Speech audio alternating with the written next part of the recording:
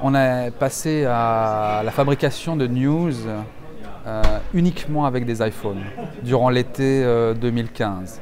C'est-à-dire qu'on est passé, on a eu une approche très radicale. C'est-à-dire du jour au lendemain, tous les sujets du JT étaient produits avec des iPhones. Puis est venue la rentrée de septembre, où il y a eu un petit recul. Les journalistes, un peu par réflexe de Pavlov ou par crainte, par peur du qu'en dira-t-on, sont revenus aux caméras traditionnelles. Mais progressivement, ils y sont revenus. Et aujourd'hui, 80% des journalistes de Léman Bleu travaillent avec des iPhones au quotidien. C'est parti sur un malentendu? C'est parti un peu sur un malentendu, exactement. Vous êtes bien informé. Donc on a cru qu'en fait une télévision norvégienne, NHK, je crois, on a cru qu'ils avaient démarré. Et au fond, qui s'y était mis. On était en train d'hésiter, de savoir si on faisait partiellement les choses ou totalement les choses. On s'est dit, bon, si la télévision norvégienne le fait, il faut y aller. Donc on y est allé, mais il n'y avait pas de télévision norvégienne qui était allée. Donc bref, c'est assez cocasse. Il y a eu un malentendu de départ qui nous a un peu mis dans cette aventure.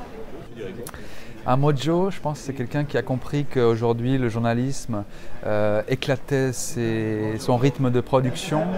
En fait, on est amené à produire tout le temps de manière différente, à des rythmes différents. Dans le fond, c'est quelqu'un qui a compris que la légèreté c'était utile à la qualité. C'est quelqu'un qui est porté sur l'avenir, qui n'est pas réfractaire à la technologie et qui aime au fond avoir du plaisir au travail.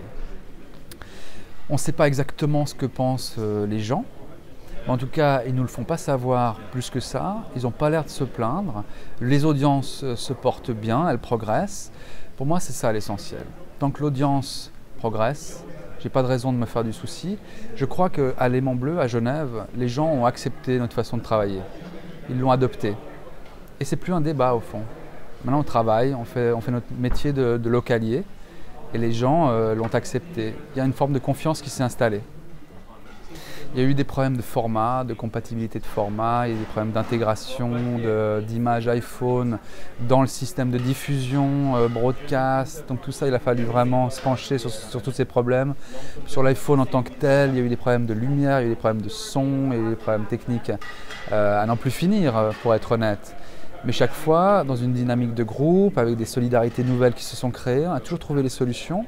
Aujourd'hui, on a beaucoup plus de sérénité. On se concentre de plus en plus sur les contenus et on a de moins en moins de couacs. Donc on est plutôt rassuré aujourd'hui. Je pense que ça a changé pas mal de choses. On filme pas l'iPhone comme on filme à la caméra, comme vous le savez. On se rapproche de l'action peut-être plus qu'avec une caméra traditionnelle. Ça nous impose un contact social un peu plus poussé.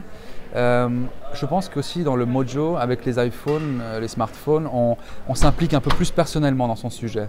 Donc c'est un journalisme un peu plus incarné, je dirais. On se mouille un peu plus, on porte un peu plus son sujet. Et ça, je pense que c'est positif pour le journalisme, d'être un petit peu plus engagé sur son travail. Mais je dirais, là où je travaille aujourd'hui, c'est notre manière de nous déployer sur le terrain. Comment on est organisé sur le terrain pour pouvoir être beaucoup plus proche de l'actualité locale en divers endroits, avec des directs, multiplier les directs durant nos éditions du journal, en multiples points, beaucoup utiliser la technologie LiveView. L'iPhone et le LiveView font des miracles, c'est un peu un miracle de la technologie, je trouve.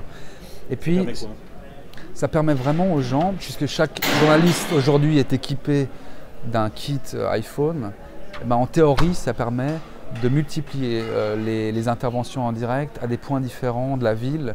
Donc pour une TV locale, vous pouvez être en 6 voire 10 endroits différents. Tous les signaux sont dirigés sur un serveur, tous les signaux LiveView sont dirigés sur un serveur. Le réalisateur choisit où il veut aller. Pour moi, c'est vraiment, on a une belle propagation de nos forces sur le terrain. Et puis je dirais, plus structurel, l'enjeu il est aujourd'hui un petit peu de mieux dialoguer entre les journalistes et les forces de production.